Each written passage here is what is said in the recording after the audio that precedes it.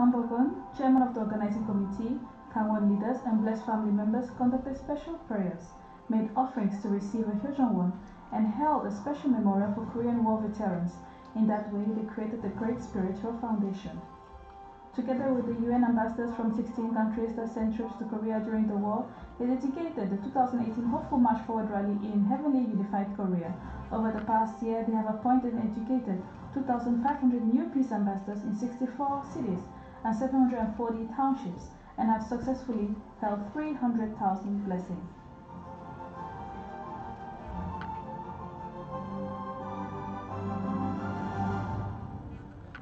In addition to holding an ILC and rally for the Matai Wonsu, centered on Interreligious Association for Peace and Development, they expanded from 13 prominent cooperative religious leaders to close to 70. They established 747 home group churches and provided training to produce skillful lecturers. Internally, they work to attract new members and have been offering much Johnson for the victory of Chombo registration and the settlement of Chonelguk. 나는 오늘 이 지구를 신교원국으로 명합니다.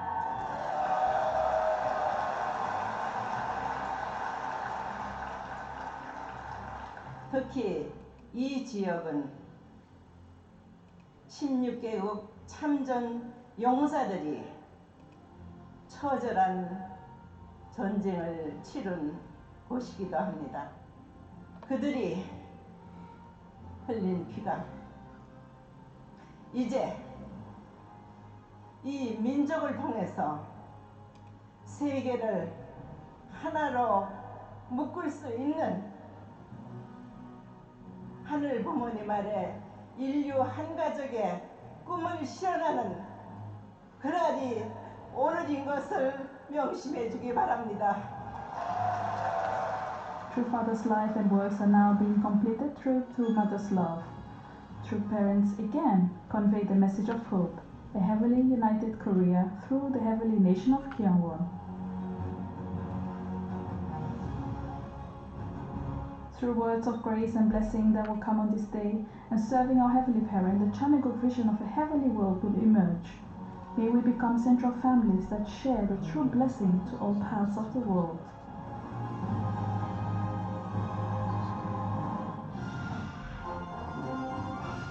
Now let us look at different activities. Presentations shed light of Hyojong on all those in the global village.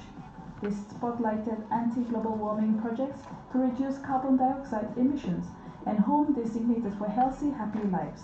Some substantive presentations covered multicultural co-prosperity and how this might improve Korea-Japan relations.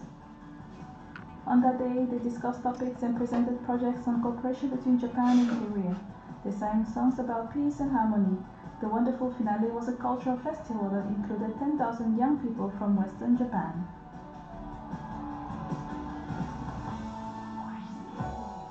The HJ World Peace Foundation hosted the 2019 Hyojong Camp for 200 Korean summer scholarship students.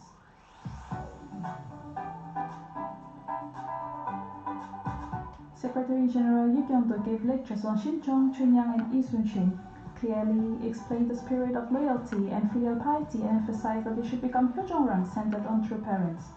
Chairman of the foundation, Moon Yona, responded to the students' questions until late at night, generously sharing love and support.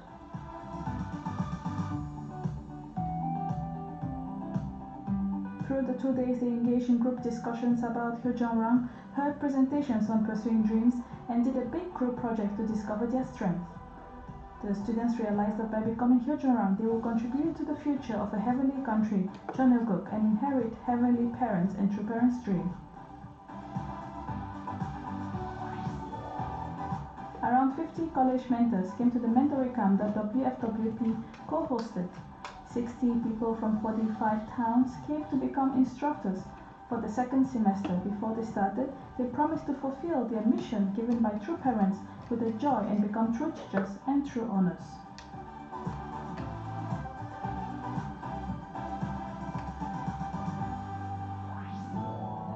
Heavenly Tribal Messiah blessings and programs are flourishing in the land of Himalayas.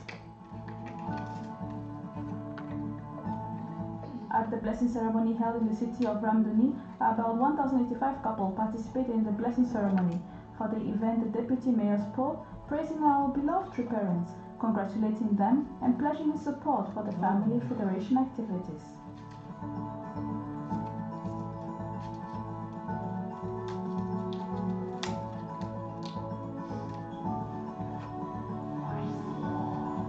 A two-day Hyojong Chombo special event that FFWPU Nepal organized attracted 250 people for their ancestors' liberation and blessing. It was a step to attain registration as HTM and Chombo citizens. FFWPU Nepal is guiding blessed families to liberate from 1 to 430 generational spirits that are stuck in pain in the bottom of hell and guide them to the world of love before 2020 through ancestor liberation and blessing.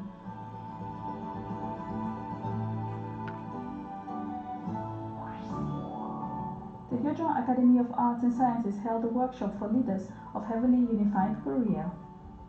Students of the first 3 classes of Hyojong Academy were part of the summer workshop. Jim Sombe, president of the Hyojong Academy of Arts and Sciences, said that he hoped that this will serve as a forum for discussion and draw suggestions for alternative ways to promote the national movement of a Heavenly Unified Korea. After the workshop, they visited the Cheonjeonggung Museum, which has many displays on children's life and work.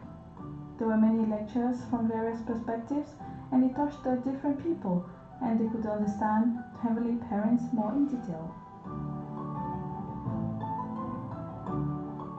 The Hyojong Academy is expected to become a window to witness to people through science and arts, not only in Korea but in the whole world.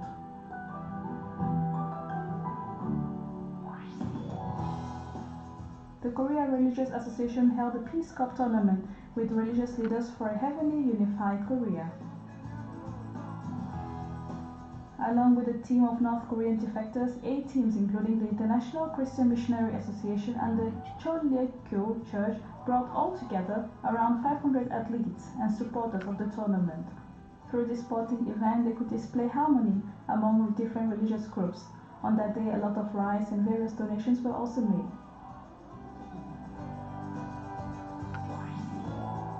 The Korean Religious Association held a youth game. The purpose of this festival was to build support for registering youth Nori as the UNESCO's cultural heritage because families enjoy youth together and it displays Korea's culture.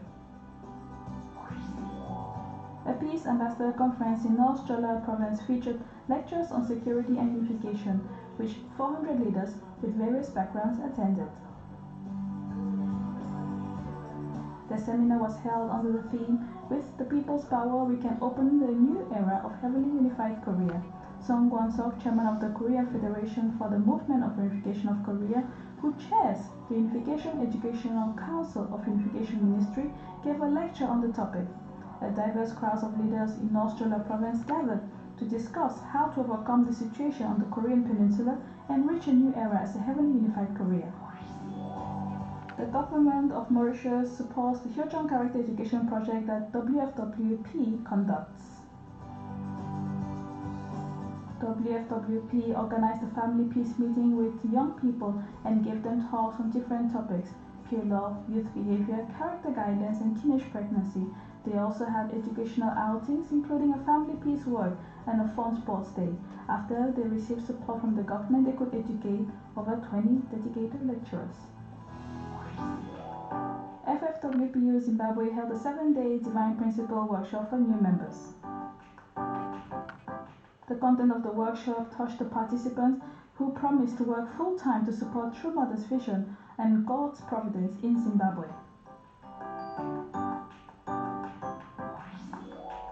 In DR Congo, Chanuguk youth missionaries completed a workshop and held an event that around 120 blessed members attended.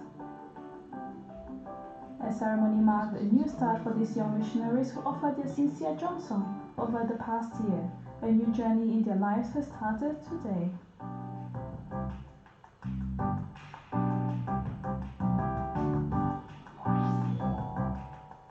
High Noon has spent this year touring America, Europe, and now Korea.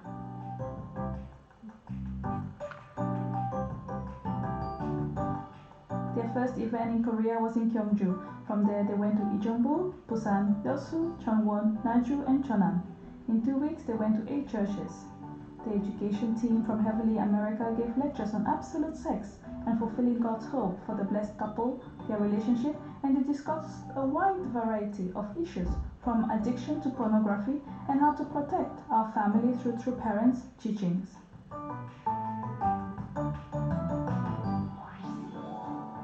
FFWPU of Heavenly Korea invited 40 filial Japanese members to thank them for their strenuous efforts and sincerity. Together, they went on a holy ground pilgrimage. The theme was meeting our true parents whom we long for in the land of eternal faith. Starting from the holy ground in Busan, they went to Gyeongsan, Kapsan, Somo University, Jeonpadong, the Old International Church in Hukseokdong, HJ Chunwon, the Paju Wonjeon, and Imjikai, praying at these important holy grounds in Heavenly Korea. President Lee Ki-sung said, "I hope that you believe that all your hard work is registered as your treasures in heaven." He praised the dedication and sincerity of these Jungyoka family members. Tokuno Eiji, chairman of FFWPU Japan, stressed that we should do our best until the end to bring about victory. They then went to pay their respects at the Ponhyangwon, True Father's resting place, asking for forgiveness for not having done more. They also promised to support the substantial Holy Spirit, our true mother, and prayed for unity between Korea and Japan. Finally, they determined to do their best and complete their mission as heavenly tribal messiahs and bring about victory by 2020. Autumn has arrived in this era of Chanaguk, during which the seeds of true parents' true love are bearing fruit.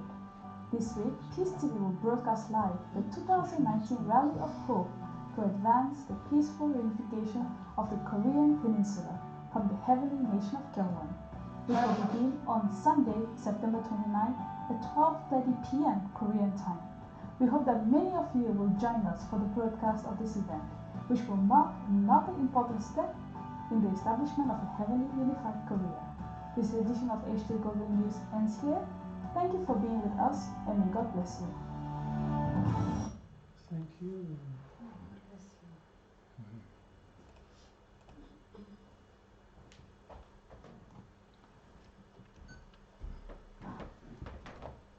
Ja, guten Morgen, liebe Geschwister. Guten Morgen. Wer hat denn heute Morgen geschaut? Mutters Veranstaltung in Korea für die Vereinigung von, das war um 7 Uhr, hat Mutter gesprochen. Also man konnte das beim Peace TV sehen. Und ja, immer toll. Und es ist auch toll, jetzt diesen Bericht zu sehen, dass so viel passiert in der Welt. Es gibt wirklich Hoffnung, auch wenn in München zurzeit nicht ganz so viel passiert. No, wir sind auf dem Weg. Wir sind auf dem Weg, aber auch das sind alle Früchte aller Bemühungen, das muss man so sehen. Wir sind immer mittendrin und immer mit dabei, wenn wir uns verbinden. Also Mutter ist wirklich großartig. Wir können so stolz sein auf unsere wahre Mutter, die so einfach jetzt hier, wie sagt man, die letzten 100 Meter in Speedform absolviert. Ja, schauen wir mal.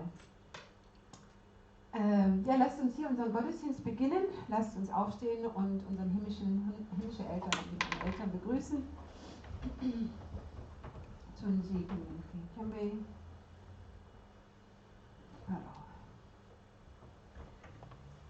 Ja, setzt euch wieder, wir wollen ein paar Lieder singen. Das ist das Lied Nummer 34, wenn ich erblicke unseren Herrn. Eigentlich ein Gebet, gell? Wenn ich erblicke unseren Herrn, mein altes Selbst vergeht.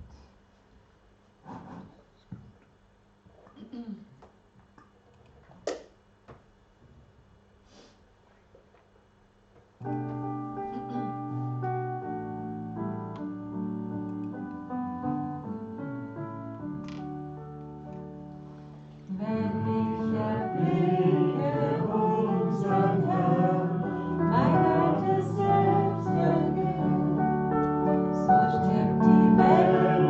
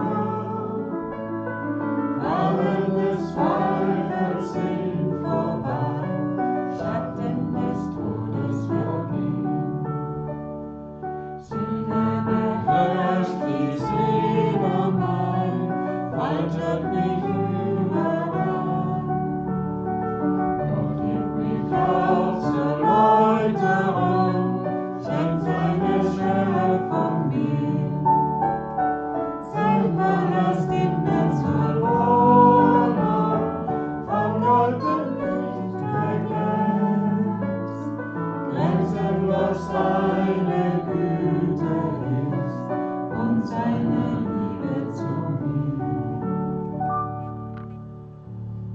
Ein wunderschöner Holy-Song.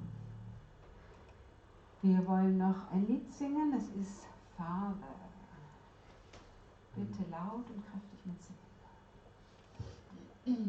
Nee, falsch. Meine Stimme ist noch nicht ganz wiederhergestellt. Okay. Only begleitet. Oh, a cappella? Ja, leider. Father, You went through the night alone, open the way to freedom. Father, together we'll walk hand in hand and settle peace down on God's earth. It's a new dawn, I see it grow, stronger and clearer day by day, saving the people, bringing the whole wide world into new hope.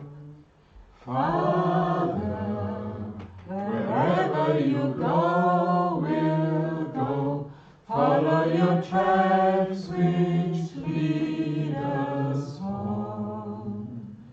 Father, a unified world is at hand, no one will ever stop us now.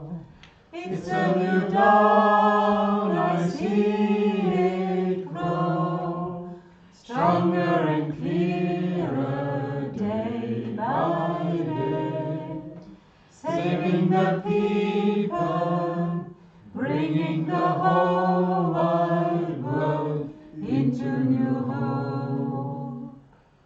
Father, you lead us to work and fight, conquer the sins which rule the world. Father, we know that your time is short and want to give our lives to you. It's a new dawn, I see it grow, stronger and clearer day by day, saving the people, bringing the whole wide world into new hope. Genau. Ich möchte jetzt den Robert einladen, mit uns zu beten.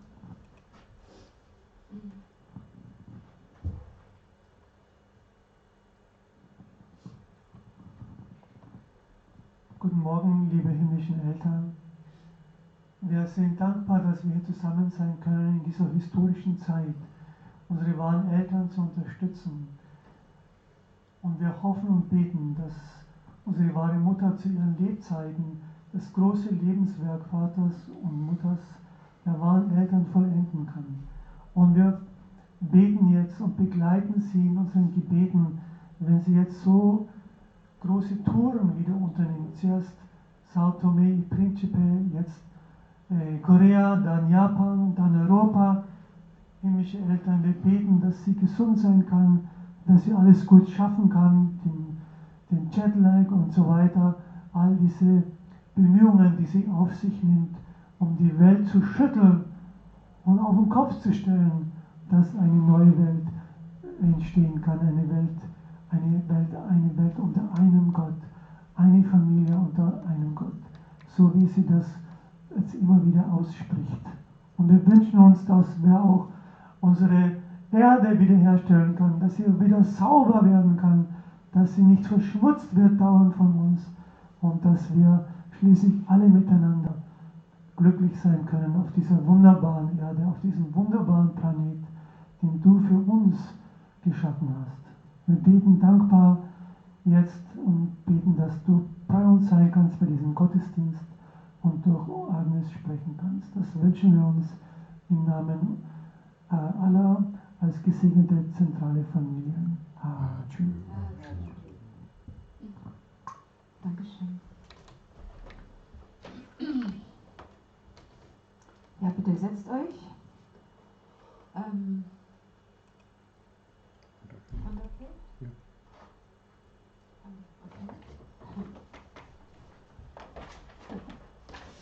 Genau.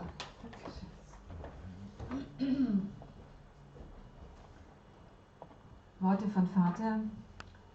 Wir müssen das ursprüngliche Herz finden. Das ist wichtiger als alles andere.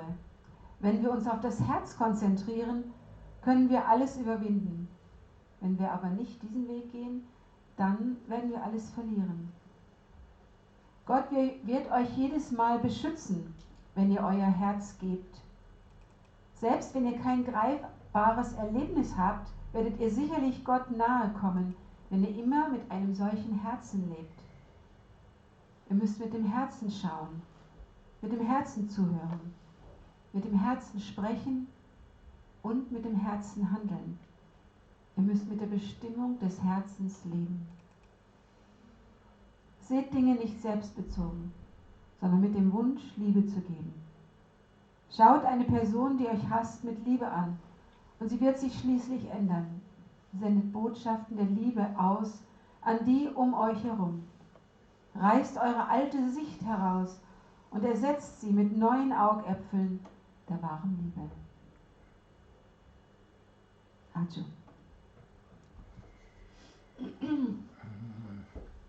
Wir hören jetzt noch All My Brethren, oder singen wir zusammen? Wir singen zusammen. Okay. Aber ich weiß nicht, ob die Wörter dabei sind. Muss mal schauen. All My Brethren. Schauen wir mal. Jetzt müssen wir... Schauen wir mal. Jetzt. Kein Wort. All my brethren, can't you hear me say, the Lord will love you forever and a day. All my brethren, can't you hear me say, the Lord is one. Oh, can't you hear me cry? And won't you come along to the heavenly kingdom and sing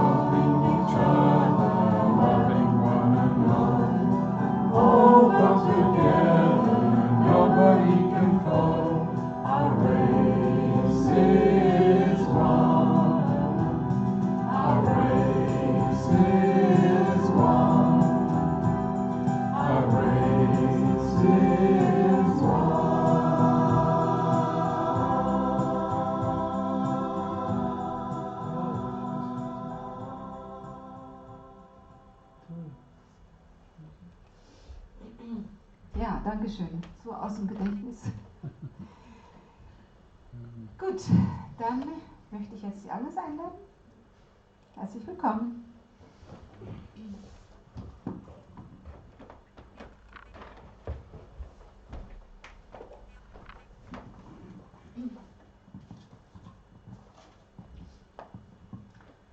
Ja, ich habe heute gar keine richtige Predigt für euch. Aber ich hoffe, dass für den einen oder anderen doch eine Inspiration dabei ist. Ja. Immer. Mich beschäftigt zurzeit sehr dieses Thema Herz. Dieses Wochenende ist ja dieses Vision 2020-Treffen. Letztes Jahr war ich mit dabei. Und da erinnere ich mich, da hat der Dieter gesagt, nicht nur die Österreicher haben Herz, auch wir Deutschen. Ja. Deutschland hat Herz. Ja. Und was für eins? Ja. Was ist dieses Herz? Also jetzt, wo ich älter werde und wo der Körper nicht mehr so will, wie ich gerne wollte und wo alles nicht mehr so ganz leicht ist. Der größte Teil meines Lebens ist vorbei. Ich habe mich gefragt, wie viel verstehst du über das Herz? Und das hat mich sehr beschäftigt. Ich habe viel gelesen, auch Vaters Biografie, auch zu verstehen, mit welchem Herzen Vater seine Mission angefangen hat, unter diesen so ganz extrem schwierigen Umständen. Ich werde dann einfach ein paar Dinge daraus vorlesen. Oder es gibt diese sehr bekannte Rede von Vater über das Herz. Die kennt ihr alle, oder? Wahrscheinlich. Ja, von 1973 über das Herz, wo er anfängt. Es ist wichtig für euch, über das Herz Bescheid zu wissen, damit ihr einander wirklich liebt. Deshalb möchte ich euch einiges über das Herz sagen. Herz, das ist ein Wort, das man sehr schwer vom Koreanischen ins Englische übersetzen kann. Also, was ich gewöhnlich unter Herz verstehe oder unter herzlichen Beziehungen, ist nicht ganz das, was vielleicht Vater damit meint.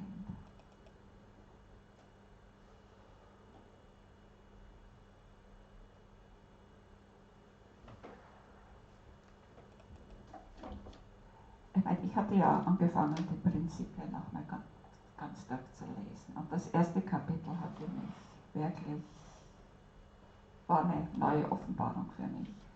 Und in diesem ersten Kapitel, ich zeige es euch, ihr kennt das alle, Ja. dieses Bild. Das Wesen Gottes, Songsang und Hyongsang.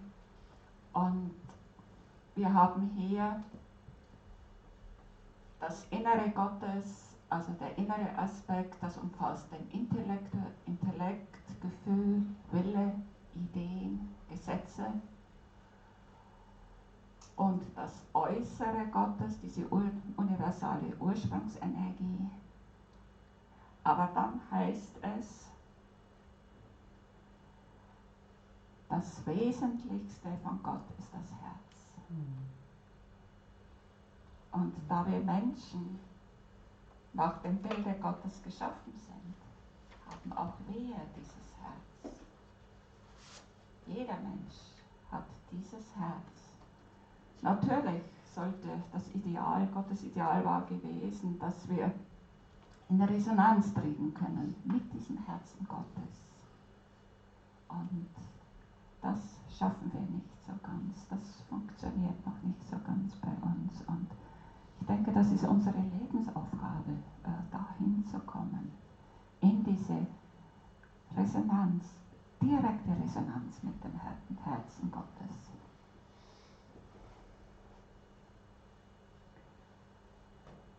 Aber wenn wir über Herz sprechen, dann sagen wir manchmal, jemand hat ein gutes Herz, ein weiches Herz, ein einfühlsames, sorgendes, ein empfindsames.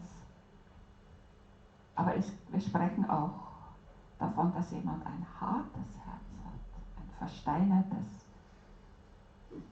kaltes, Verletztes, Gebrochenes. ein gebrochenes, ein verletztes. Man kann sein Herz öffnen oder man kann es verschließen. Es kommt auf die Ausrichtung an, die unser Herz hat. Und in dieser einen Rede über das Herz spricht Vater davon,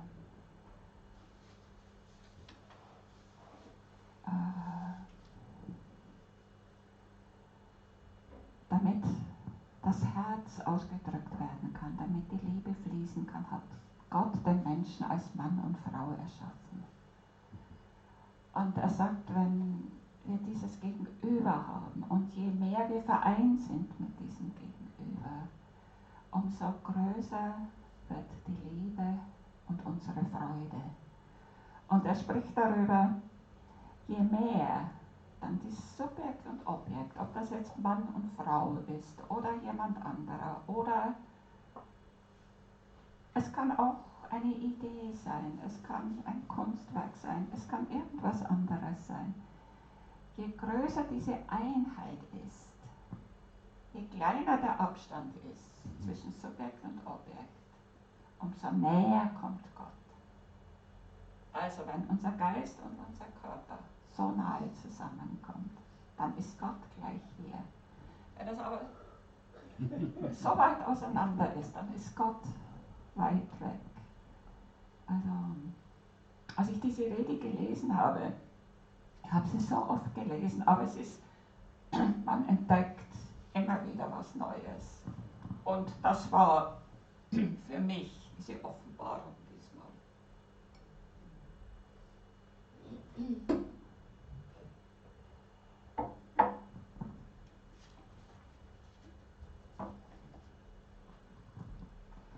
Wenn wir unser Familiengelöbnis anschauen, der Abschnitt, die verschiedenen Abschnitte. In 3 Abschnitten wird über das Herz gesprochen. Im 2. Abschnitt, wir als Familie, Bürger des Himmelreichs, gegründet auf wahre Liebe, geloben den himmlischen Eltern und den wahren Eltern Herzenserwiderung. Oder im 3. Abschnitt geht es um die 4 großen Herzensbereiche. Oder im 7. um die Welt der Kultur des Herzens. Ich habe mich gefragt, was meint Vater damit? Herzenserwiderung. Und da habe ich in diesem Buch nachgelesen. Das ist echt, da kann man sehr viel draus nehmen. Und da geht es um diese Herzenserwiderung. Ich wollte einfach ein bisschen mehr verstehen vom Koreanischen her. Was bedeutet das? Dieses Wort, also mit dem Herzen erwidern, heißt auf Koreanisch Moshida. Und hier wird erklärt, Herzenserwiderung, vom Herzen dienen, beschreibt die grundsätzliche Glaubenshaltung. Sie schließt die Hingabe an Gott, aber auch noch viel mehr mit ein. Auf der einen Seite bedeutet das koreanische Wort Moshida die traditionelle Ethik des Rittertums. Dem Herrn gewissenhaft zu dienen, gehorcht ein Ritter oder Diener ohne Klagen. In seinem Herzen fühlt er sich wie ein Juniorpartner und nimmt an der öffentlichen Mission teil, um das Reich seines Herrn zu verteidigen. Dessen Sorge ist seine Sorge. Das Wohlergehen seines Herrn ist sein eigenes Wohlergehen. Das Leid seines Herrn ist sein eigenes Leid. Der Herr sollte andererseits seinen ergebenen Diener wie seinen eigenen Sohn lieben. Also es ist keine einseitige Sache, dass nur der eine alles gibt, alles macht, sondern die Erwiderung kommt, dass er wie ein Sohn oder wie ein Kind angenommen ist. Doch in der traditionellen koreanischen Ethik die die Familie in den Mittelpunkt stellt, geht die Bedeutung vom Dienen tiefer. Die Koreaner betrachten den König als Eltern der Nation. Daher sollte man dem König genauso dienen wie den eigenen Eltern. In der Familie dient man den Eltern nicht als Pflicht, sondern aus tiefer Liebe. Ein dienendes Herz offenbart sich voll und ganz, wenn man für die alten Eltern sorgt, sie unterstützt und danach trachtet, ihre Wünsche im Hinblick auf die Familie zu erfüllen. Das Herz der Kinder ist den Eltern für all die Jahre der Liebe und Opfer, die sie für ihre Kinder gebracht haben, überaus dankbar. Dieser Dienst an den Eltern bedeutet auch, dass man das, was sie in die Familie investiert haben, weiterführt und ihre Liebe, Hoffnungen und Träume an die nächste Generation weitergibt. Dies ist das Herz, mit dem wir Gott, unseren himmlischen Eltern und unserem himmlischen König dienen sollten. Also da habe ich schon gemerkt, das ist ein tieferes Verständnis als das, was wir hier im Allgemeinen unter Herz verstehen. Und ich finde das nicht leicht umzusetzen. Also ich denke, das wird einfach auch Zeit brauchen, bis dieses Verständnis auch bei uns hier mehr und mehr wächst.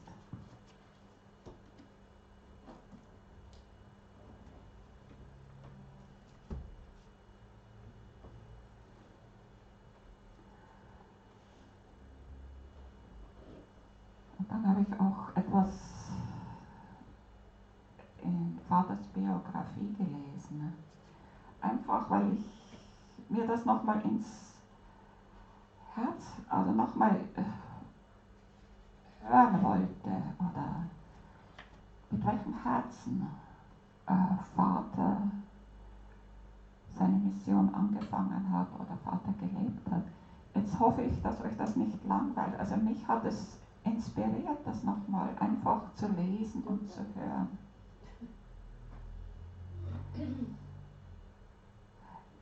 Ich lese einfach verschiedene Abschnitte vor. Wenn mir jemand einen Gefallen tut, ist es mir wichtig, etwas zurückzugeben. Wenn ich die Person, die etwas für mich getan hat, nicht mehr persönlich treffen kann, ist es mir wichtig, dass ich mich in meinem Herzen an diese Person erinnere. Ich muss mit der ernsthaften Einstellung leben, dass ich dieser Person etwas zurückgebe, indem ich anderen helfe.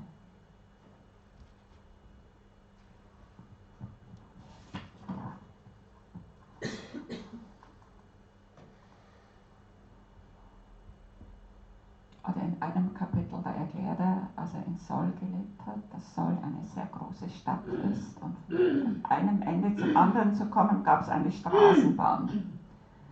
Aber Vater sagt, das Geld für die Straßenbahn sparte ich und gab es Menschen, die es dringender brauchten als ich. Es war beschämend, einen so kleinen Betrag zu geben. Aber ich gab das Geld mit dem Wunsch in meinem Herzen, es könnte ein Vermögen sein. Ich gab es und betete, das Geld möge ein Samenkorn sein und den Beschenkten mögen daraus viele Segen erwachsen. Da denke ich mir, wenn ich es schaffe, nur ein bisschen zu tun für Gott hier in der Gemeinde, aber das, was ich tue, möchte ich mit genau dem gleichen Herzen tun. Und ich denke, jedem von euch geht es auch so. Also der kleine Teil, den wir tun, können wir Gott bitten, dass es ein Samenkorn ist und dass das wachsen mag.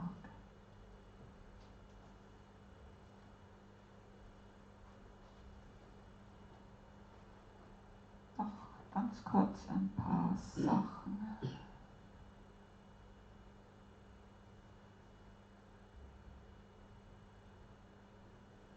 hier spricht er noch über Saul. An der Oberfläche erschien Saul wie eine Welt voller reicher und wichtiger Leute.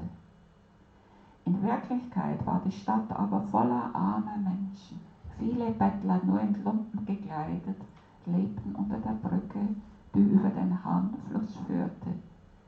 Ich besuchte sie, schnitt ihnen die Haare und teilte mein Herz mit ihnen. Arme Leute haben viele Tränen. Viele Sorgen haben sich in ihren Herzen angesammelt. Ich brauchte nur ein paar Worte zu jemandem zu sagen und schon brach er in Tränen aus. Manchmal bot mir einer von ihnen Reis an, den er erbettelt hatte. Er reichte mir den Reis mit total verschmutzten Händen. Niemals wies ich dieses Essen zurück. Ich nahm es mit einem freudigen Herzen entgegen.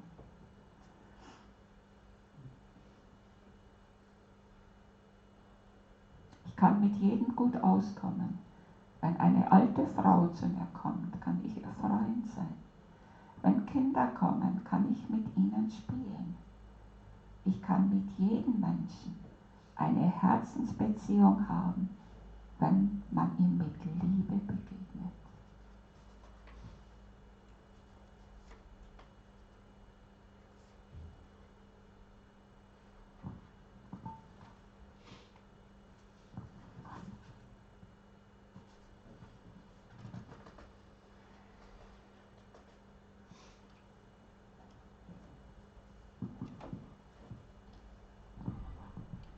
Selbst im Gefängnis hatte ich Freude daran, zu jeder nur möglichen Zeit mit Leuten zu reden.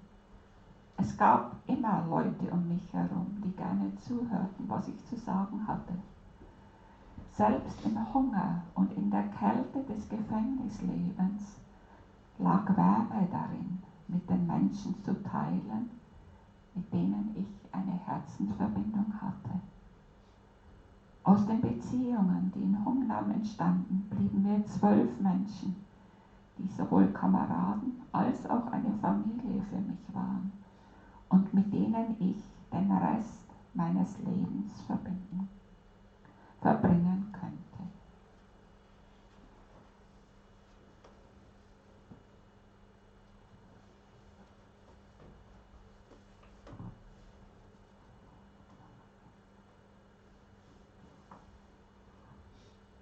Und das hat mich ganz besonders angesprochen.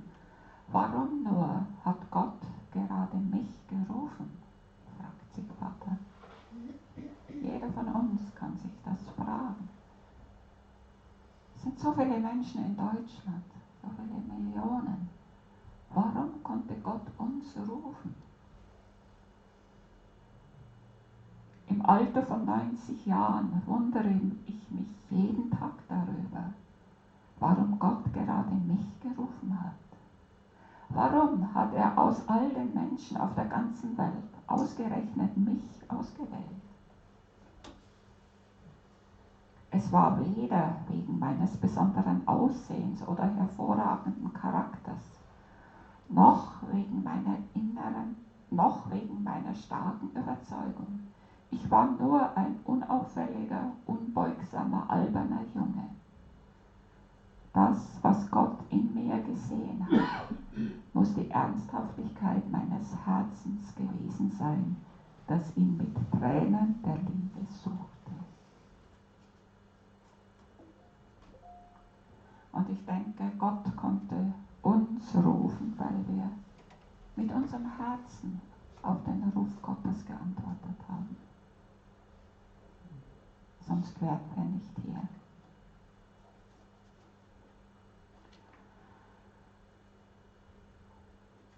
Und dann habe ich mir auch eine Zeit genommen, habe Zeugnisse von früheren Mitgliedern gelesen, von den ersten Mitgliedern.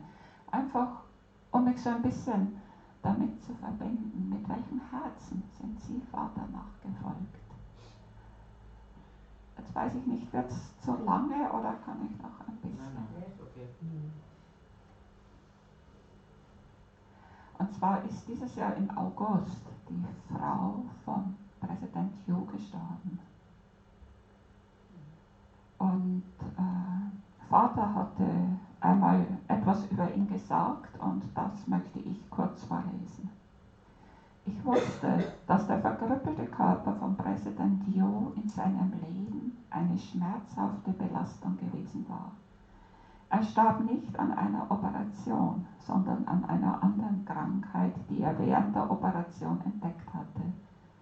Er hatte nicht gewusst, dass er Krebs hatte. Außerdem litt er an einer ernsthaften Verschlechterung seiner Lunge. Angesichts all dieser Tatsachen habe ich das Gefühl, dass Präsident Yu all seine körperlichen Schwierigkeiten durch seinen Geist überwunden hat, obwohl er körperlich sehr gelitten haben muss. Obwohl ich euch gebeten habe, für ihn zu beten, habe ich bereits ein letztes Gebet für ihn gesprochen. In Gottes Vorsehung waren die Zweitgeborenen immer in Schwierigkeiten. Oft wurde die zweite Person, die zweite Familie oder die zweite Nation, die Verantwortung übernahm, in Schwierigkeiten gebracht. Die Familie von Präsident Yu ist die zweite Familie vom Standpunkt des Willens Gottes. Da er in dieser Position war, machte ich ihn für alles verantwortlich. Ich bin mir der inneren und äußeren Schmerzen und des Leidens von Präsident Yu und seines Kampfes, trotz seines verkrüppelten Körpers, all seine aufrichtigen Anstrengungen zu unternehmen, klarer bewusst als jeder andere. Ich spüre sehr genau, wie sehr er mir in schwierigen Zeiten geholfen hat. Zum Beispiel während meiner Haft. Ich kann nicht sagen, wie viele Vorfälle dieser Art wir hatten. Als er starb, sagte ich zu ihm, seitdem du mich getroffen hast, lebst du dein Leben so. Wie willst du es beenden? Wie wollen wir einmal unser Leben beenden? Diese Frage habe ich mir gestellt. Präsident Yu sagte, dass er niemals seine Meinung ändern würde. Und dann starb er. Wollen wir nicht auch so sein, dass wir uns niemals ändern in unserer Treue und Liebe Gott und den wahren Eltern gegenüber?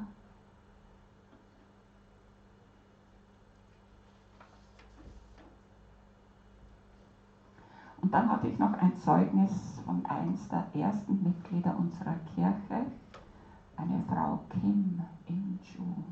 Kennen Sie jemanden? Sie ist die geistige Mutter von Wonpil Kim. Sie lernte Vater 1946 zum ersten Mal in Pyongyang kennen.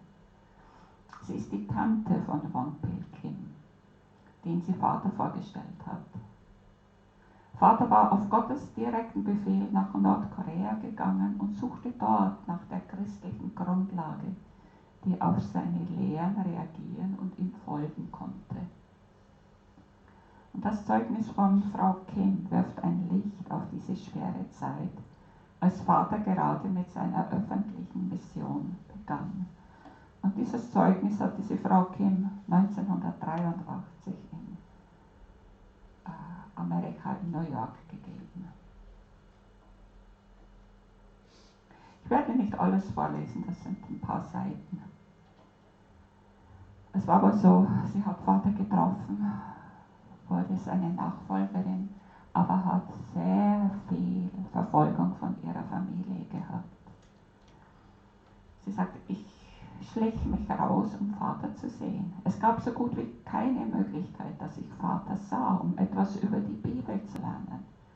Und so erfand ich eine Ausrede und sagte meinen Eltern, ich müsse eine Zahnbürste kaufen. Dann ging ich, sah Vater und kam zurück. Am nächsten Tag sagte ich meinen Eltern, ich müsse Zahnpasta kaufen und andere Dinge. Ich erinnere mich nicht an all die Artikel, die ich gekauft habe, aber ich habe meine Einkaufsliste aufgeteilt und jeweils einen Artikel gekauft, um Vater zu treffen. Eines Tages erfuhren meine Eltern von meinem Trick und hinderten mich natürlich am Einkaufen. Von da an hatte ich keine Möglichkeit mehr, Vater zu sehen. Also entschuldigte ich mich erneut, meine Schwiegereltern zu sehen. Das Haus meines Mannes befand sich hinter dem Ort, an dem Vater wohnte. Um zum Haus meines Mannes zu gelangen, musste eine Mauer überwunden werden. Also sie ging zu Vaters Haus und das Haus der Schwiegereltern war hinter einer hohen Mauer. Sicher hätte sie den Weg drumherum machen können, aber um diese Zeit zu sparen, ist sie immer über diese Mauer geklettert. Ich bereitete sehr schöne Geschenke und Essen zu und sagte zu meinen Eltern, ich würde meine Schwiegereltern besuchen und es ihnen geben. Dann floh ich zu Vaters Haus und lernte mehr über die Bibel und den himmlischen Vater. Um über die Mauer zu gehen, die doppelt so hoch war wie ich, nahm ich einen Stuhl, stellte ihn an der Wand und stellte mich darauf. Dann verschränkte meine Schwägerin die Hände, die sie gerufen hat, von der anderen Seite her und hat sie drüber gezogen. Zu dieser Zeit war ich schwanger. Dennoch kletterte ich über die Mauer zu Vaters Haus und hörte ihm zu. Ich brauchte wirklich großen Mut, um über die Mauer zu klettern und Vater zu sehen. Und ich erwartete immer, dass er mich besonders wahrnimmt und mir mehr über die neuen Lehren der Bibel erzählt. Zu dieser Zeit hielt Vater Predigten auf der Grundlage der göttlichen Prinzipien, die jedoch nicht niedergeschrieben wurden. So erzählte er von der Sendung Jesu, dem Prozess der Wiederherstellung, ein Thema nach dem anderen. Und ich musste warten und ihm über all diese Dinge zuhören. Ihr habt großes Glück, weil alles in einem Buch aufgeschrieben ist. Damals musste ich mich auf den Weg zum Haus meines Vaters machen, um immer nur ein bisschen zu hören.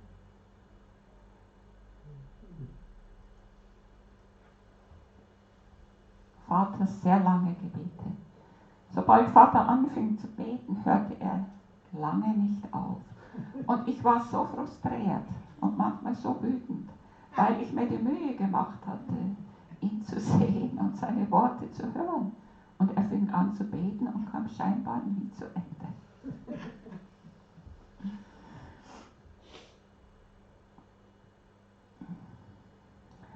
Also ging ich ins nächste Zimmer und wartete, bis er aufhörte. Dann kam Vater in den Raum, in dem ich war, und sprach über die Bedeutung der Bibel. Meine Eltern fanden wieder heraus, dass ich diesen jungen Mann nun immer noch sah.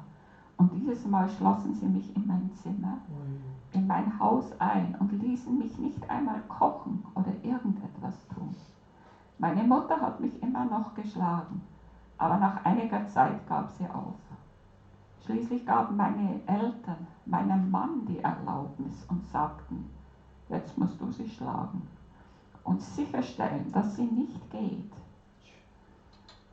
Mein Mann war ein sehr athletischer Mann. Er war berühmt in Nordkorea.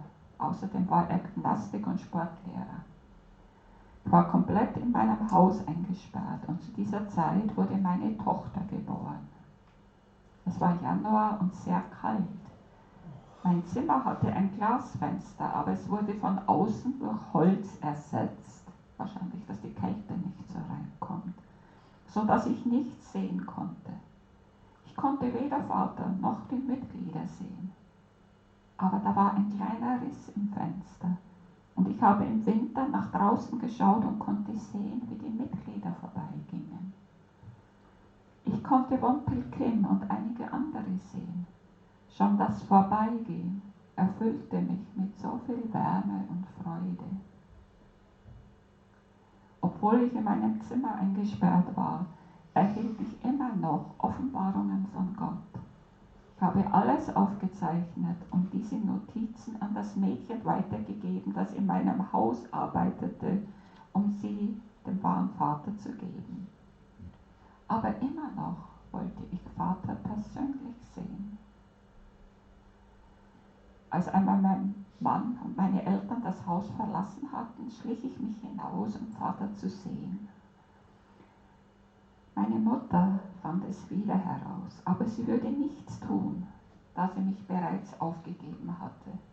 Also wartete sie bis zum Ende des Tages, bis mein Mann zurückkam und sagte, deine Frau ist wieder zu diesem verrückten Ort gegangen. Und er schlug mich einfach ins Gesicht. Wie ich bereits sagte, war mein Mann ein sehr athletischer Mann und ich bin eine sehr kleine Frau. Wenn du von so einem Mann ins Gesicht getroffen wirst, siehst du Sterne. Wenn ich zurückdenke, hätte ich ihn anlügen können, aber ich konnte es einfach nicht. Als er mich fragte, bist du heute zu diesem jungen Mann gegangen? Ich sagte immer ja. Und er würde mich schlagen. Eines Tages ging er in die Küche, brachte ein Küchenmesser mit und sagte, okay, heute werden wir eine endgültige Entscheidung treffen. Wir werden jetzt alles beenden. Ich kann das nicht mehr ertragen. Ich konnte nicht mit offenen Augen beten. Also schloss ich die Augen und betete zu Gott. Ich glaube wirklich, dass ich so viele Dinge für dich tun muss, Gott, und für die Menschheit. Also sie betet nicht, bitte beschütze mich, schütze mein Leben. Nichts von Angst oder sonst was, sondern sie hat nur im Blick, was sie noch alles tun sollte für Gott. Ich betete auf diese Weise und er schwang das Messer hart. Aber anstatt mich zu schlagen, schlug er sich irgendwie in die eigene Nase mit dem Messer. Und er blutete sehr stark. Also, er wollte sie wahrscheinlich.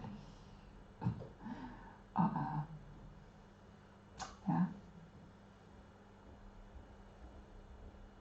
Während der Zeit der Verfolgung in meiner Familie wusste Vater, dass ich geschlagen wurde. Jedes Mal, wenn Vater spürte, dass Injo wieder zusammengeschlagen wird, wies er ein Mitglied an, zu meinem Haus zu gehen, draußen zu bleiben und für mich zu beten. Als ich nach draußen schaute, stand eine Frau und betete für mich. Sie trug ein weißes koreanisches Kleid. Und wenn ich geschlagen wurde, schaute ich nach draußen, sah sie und war sehr inspiriert. Aus diesem Grund habe ich den Schmerz niemals gespürt. Danach kamen Engel zu mir und sangen heilige Lieder und ließen mich wirklich Frieden fühlen. Ich meine, wir leben heute in einer ganz anderen Zeit, aber ich finde, dass es doch wichtig ist, dass wir diese Zeugnisse kennen. Wie alles angefangen hat.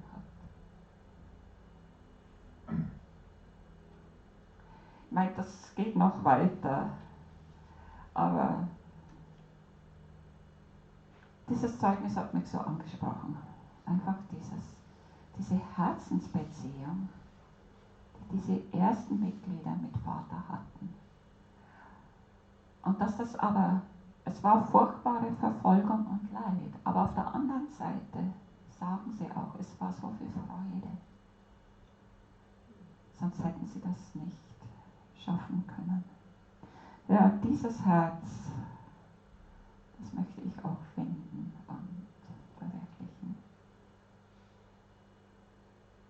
Ja, wie gesagt, wir sind in einer ganz anderen Zeit. Unsere Prinzipienbücher, wir können alles nachlesen. Wir sind in der Zeit der Stammesmessiasschaft. Und mit welchem Herzen gehe ich an diese Arbeit ran? Das beschäftigt mich auch. Sicher auf der einen Seite, es ist wichtig, diese 430 Paare zu segnen. Aber meiner Meinung nach ist es noch viel wichtiger, mit diesen Menschen eine Herzensbeziehung aufzubauen. Nur so, denke ich, können wir sie wirklich zu Gott führen. Ich meine, ich war ja letztes Jahr bei diesem Vision 2020 und das hat mich sehr inspiriert und ich hatte dann angefangen, mir Gedanken zu machen über meinen eigenen Treib oder wie wir auch in unserer eigenen Familie, unsere ganze Verwandtschaft. Und da wurde ich geboren, Mamas 95. Geburtstag ganz groß zu feiern und alle Verwandten einzuladen. Es gab Cousinen und Cousins, die ich 30 Jahre nicht gesehen hatte, weil einfach die Beziehung abgebrochen war. Und wir haben sie alle eingeladen und sie kamen alle. Sie haben alle den Heiligen Wein bekommen. Und als jetzt die Songchorfeier und die Beerdigung von meiner Mutter war, kamen sie wieder. Und das spürte man schon, das war schon eine ganz andere Grundlage. Und ich denke, ja, ich muss mein Herz am rechten Fleck haben, um da weiterzumachen. Ja, das war meine Nicht-Predigt heute, aber einfach ein paar Gedanken darüber, was mich im Moment beschäftigt. Dankeschön.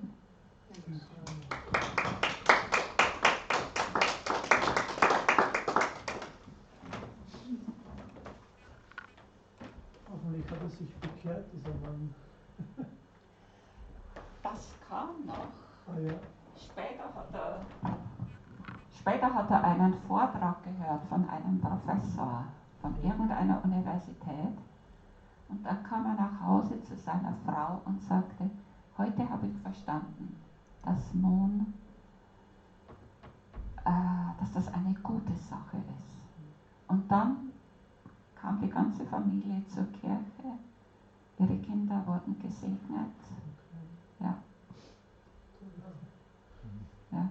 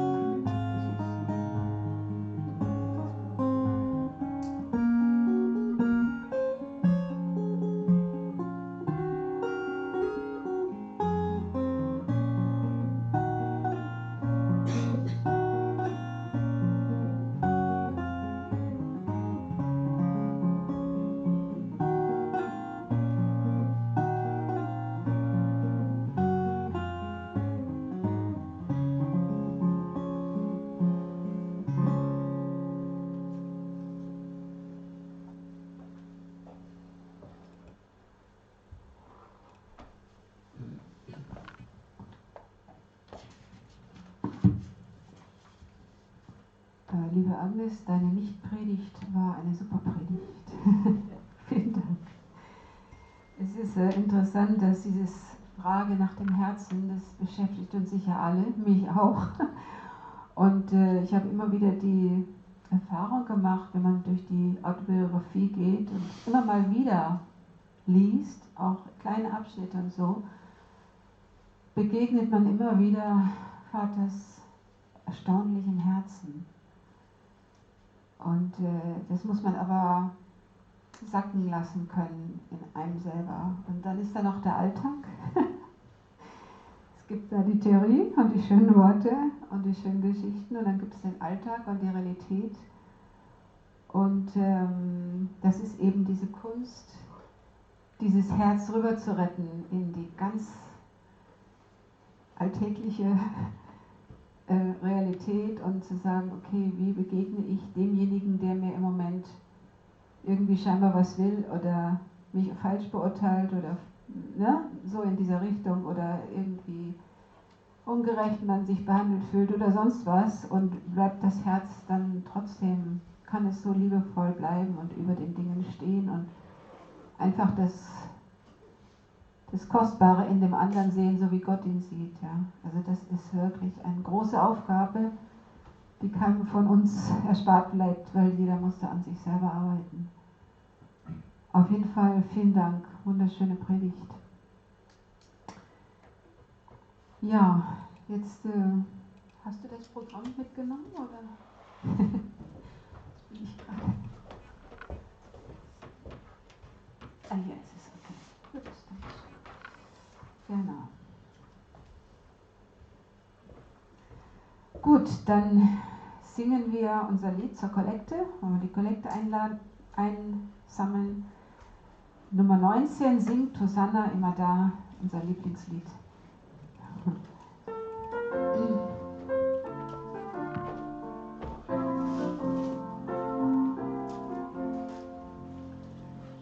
Singt Hosanna immer da, singet von der Herrlichkeit, von der Höhe kommt das Herr, singt Hosanna immer da. Bei dem Klang der Himmel tanzt, alle Engel werden hoch, und die Schöpfung schließt sich an, tanze zu dem frohen Ton. Singt das neue Jerusalem, aus der Erde kommt es nun, denn der Tag ist endlich da, wo der Heiland wiederkehrt. Glaubensfeuer brenne hell, lobend leuchtet überall, Licht der Hoffnung bei der heut und entzünde jedes Herz. Singt Hosanna immer da, singet von der Herrlichkeit, von der Höhe kommt das Heil, singt Hosanna immer da. Liebe himmlische Eltern, wir danken dir für diese Gaben. Bitte segne du jeden Einzelnen, der gegeben hat. Und ja, Vater, wir beten, dass es für dein Werk hier in München und in Deutschland verwendet werden kann. Im Namen unserer gesegneten zentralen Familien. Amen. Annette. Guck mal. Schönes Herz. Ja, ich habe noch etwas anzukündigen. Und zwar nächsten Samstag, ja? Das musst du draufstehen. Ja, das steht nicht. Ich habe kein Datum. Steht nicht drauf. Ich denke, nächsten Samstag um 11 Uhr beginnt hier Weiß das jemand noch? der Schnupperkurs Segnung. Ich glaube, das ist übernächsten Das muss doch da Samstag. drauf, das steht da drauf. Ja gut, super. Ich kenne nichts. Auf Hast dem du? anderen Blatt. Das ist noch ein zweites. Ah, hier ist noch was Zweites. Entschuldigung, falsche Info. 12. Oktober, Ja, also übernächsten Samstag. Seminar Schnupperkurs Segnung. Für alle, die sich vorbereiten wollen, die Segnung zu empfangen, die eventuell schon gematcht sind, aber auch für die Jungen, die sich einfach mit dem Thema Segnung auseinandersetzen wollen, von 11 bis ca. 18 Uhr. Mit Werner Fehlberg, der hierher kommen wird, um diesen Schnupperkurs zu geben. Einmal natürlich über die Bedeutung der Segnung. Es gibt ein Interview mit einem gesegneten oder gematchten Paar, das weiß ich jetzt nicht. Es geht um Charakterentwicklung. Es geht um die Frage, wie bekomme ich den richtigen Segnungspartner. Über Elternmatching, Bedeutung, wie geht das? Auch das ist interessant. Und dann gibt es noch einen Vortrag über Tipps zur Partnerbeziehung, aber auch so allgemein, wie zum Beispiel unsere Zeit zwischen Zölibat und zügelloser Liebe. Also ganz interessante Themen auch, mit sicherlich Möglichkeiten zum Austausch, zur Diskussion. Und ja, ein sehr tolles Programm diesen Tag. Natürlich auch für Eltern, Senioren auch. Ja, natürlich, für jeden, der will, aber eben speziell auch für unsere Jugend. Das müsste man ihnen natürlich irgendwie schmackhaft machen. Ist das nur für die Münchner oder für die Südener oder nur für die Stadt? Ist es nur für uns? Es steht also er wird zu unserer Gemeinde kommen, aber mit Sicherheit, wenn jemand anders auch kommen will, hier ist offene Tür, ganz klar. Einfach Segnungsvorbereitungsseminar bzw. Schnupperkurssegnung, und da kann sicher jeder kommen, wer sich da angesprochen fühlt oder wer anderen helfen will, sich angesprochen zu fühlen, oder wer immer, es gibt da keine Altersbeschränkung oder sonst was. Ja. Muss man sich anmelden? Das wäre sicher schlau, weil wir ja auch vorbereiten müssen, entweder bei Brigitte oder bei Schmieds.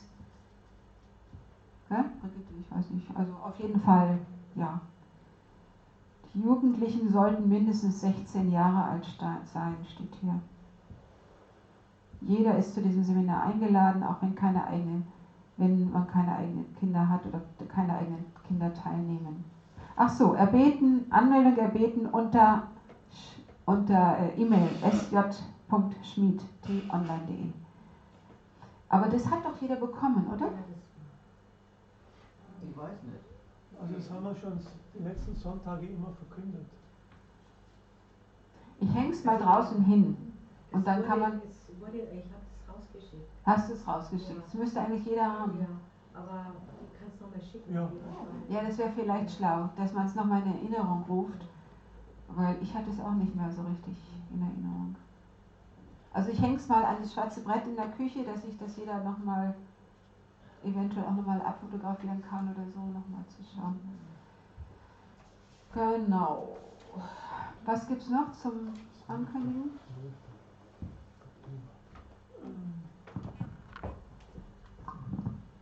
Ja, einfach nur kurz berichten, es sind 5 Münchner in der Neumühle.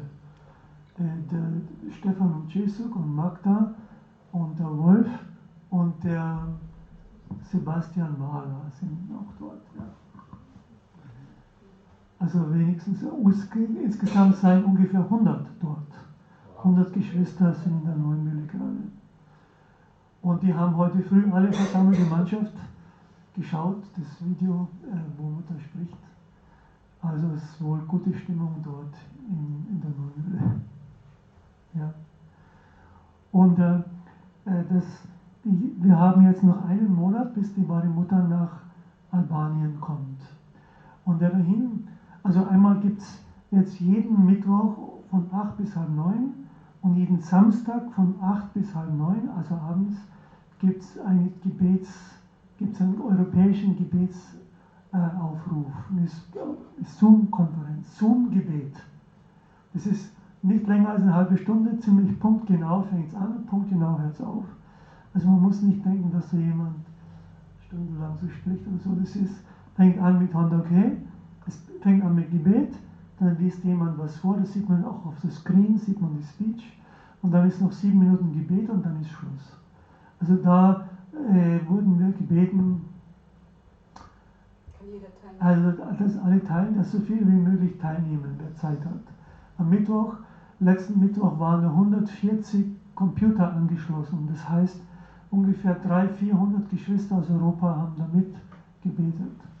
Und gestern Abend waren es so 45 Computer. Das heißt, dass er dann mehr zuhören und mehr mitbeten. Also das ist schon immer sehr powerful. Also wenn man weiß, da betet jetzt einer in Reykjavik, einer in Jerusalem, in Istanbul, in Moskau und überall, dann werden die Computer laut geschalten, kann man laut schalten und dann hört man auch das vielfältige Gemut. Das kann man zuschicken. Also das hat die General hat per uns zugeschickt, da muss man nur anklicken und dann muss man Zoom, muss man aber runtergeladen haben. Aber eigentlich kann da kann jeder rein. Es ist kein Code. Also es gibt schon, es wird rumgeschickt, dann klickt man diese Nummerncode an und dann öffnet sich das schon. Das ist wirklich toll, wenn man da mitmachen kann. Das wird aber nicht jede Woche wieder geschickt, sondern das wurde einmal geschickt, oder? Also der Peter Staudinger schickt es immer rum für Mittwoch. Und die Hildegard schickt bestimmt auch jetzt mal rum zur Erinnerung an Samstag. Ja, dass man dran denkt. Ja.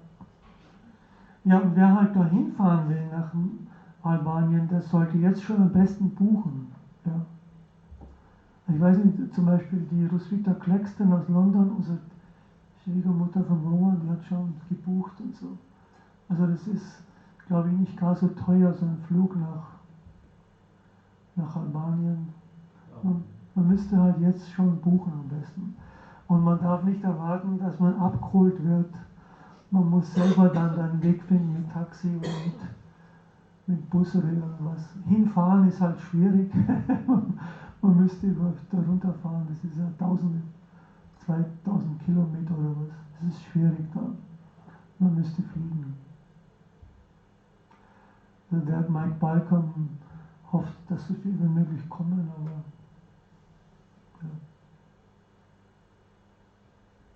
ja, okay. Bitte? Das haben wir schon erzählt.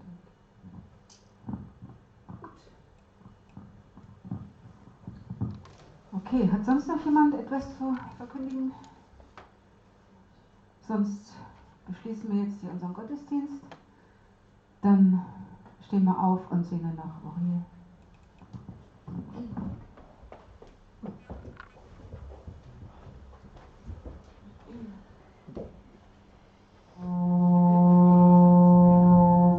Hi, we are here from Germany and we want to see the reunification of South Korea and North Korea.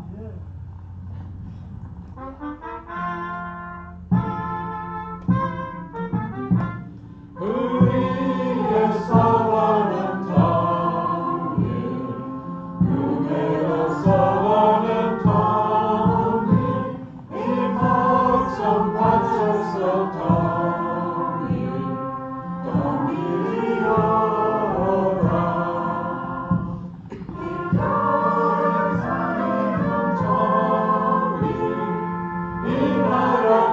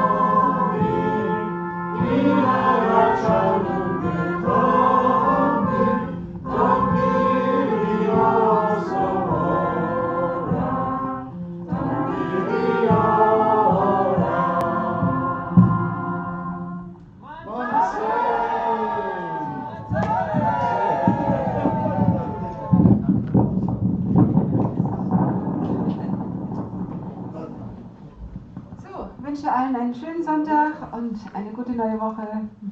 Dankeschön. Auch so.